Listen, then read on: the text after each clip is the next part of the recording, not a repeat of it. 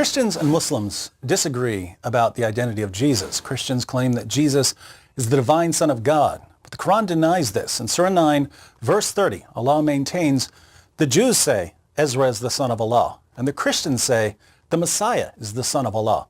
These are the words of their mouths. They imitate the saying of those who disbelieved before. May Allah destroy them, how they are turned away. According to this verse, when Christians call Jesus the Son of God, we're imitating those who disbelieved before. We're imitating the pagans. But this is just nonsense, because Jesus was identified as the Son of God by an unparalleled cloud of witnesses. Let's consider a few of these witnesses.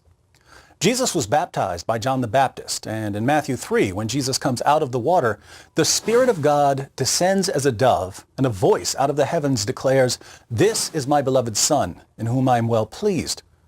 A voice out of the heavens says, "This is my beloved Son," which means that the voice was the voice of the Father. But how do we know whom the Father was talking about? How do we know he wasn't talking about John the Baptist or someone else? Well, the Holy Spirit descended from heaven and landed on Jesus. Notice, the Father and the Holy Spirit together identify Jesus as the Son of God. And Jesus repeatedly identifies himself as the Son of God. At his trial, for instance, in Mark 14, the high priest asks him, "Are you the Christ, the Son of the Blessed One?"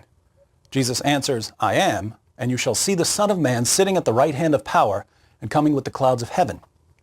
So Father, Son, and Holy Spirit are in complete agreement that Jesus is the Son of God.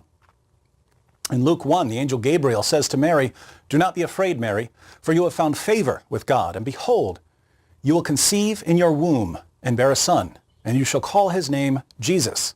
He will be great and will be called Son of the Most High." Jesus is to be called Son of the Most High, according to Gabriel, chief spokesman of the angels. What about the prophets? John the Baptist was a prophet, according to both Christianity and Islam. In John 1, he tells his followers about Jesus and says, "I myself have seen and have testified that this is the Son of God." That's the testimony of the prophets. How about Jesus' apostles? At the end of John 1, the apostle Nathanael says to Jesus, "Rabbi, you are the Son of God. You are the King of Israel." In Matthew 16, Jesus asks his disciples, "Who do you say that I am?" Peter answers, "You are the Christ, the Son of the living God." Now, if Jesus were just a prophet, this would have been a really good time to rebuke Peter. Instead, Jesus says to him, "Blessed are you, because flesh and blood did not reveal this to you, but my Father who is in heaven." In Matthew 14, Jesus walks on water during a storm.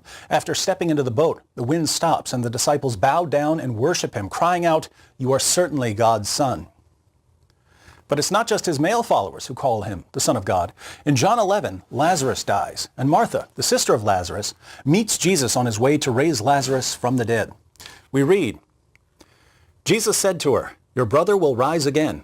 Martha said to him, "I know that he will rise again in the resurrection on the last day." Jesus said to her, "I am the resurrection and the life. He who believes in me will live, even if he dies, and everyone who lives and believes in me will never die. Do you believe this?"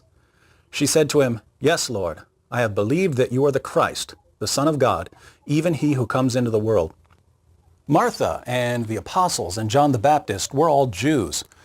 But even some of the Romans called Jesus the Son of God. When Jesus died by crucifixion, there was an earthquake, and the Roman centurion and those who were with him shouted, "Truly, this was the Son of God." Interestingly, demons would call Jesus the Son of God as he was casting them out of people. Now think about the diversity of witnesses we have. The Father identifies Jesus as the Son of God.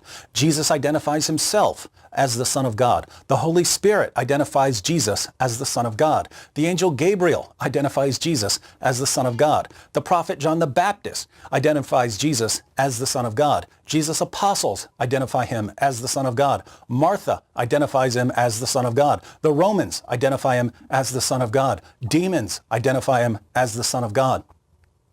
Everyone who could possibly identify Jesus as the Son of God identifies him as the Son of God.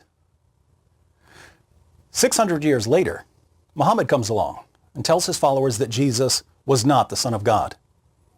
And this proves that Muhammad was a false prophet.